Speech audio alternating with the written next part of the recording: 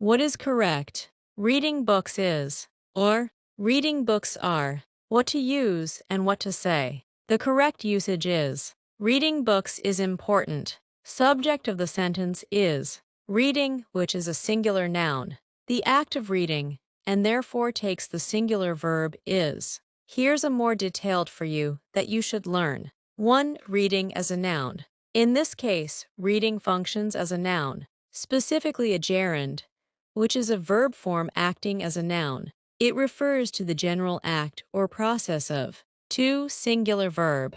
Because the subject reading is singular, the verb must also be singular, is. Reading books is interesting. Reading books is a great way to relax. Contrast. If you were talking about multi-individual books, you would use plural form. The books are new. 3. Another context. If you said, reading books are important, it would imply that each individual book is important, which is not intended meaning. Reading books are important. I hope you got to know the difference. For more video follow and subscribe to my channel. Love and peace to all.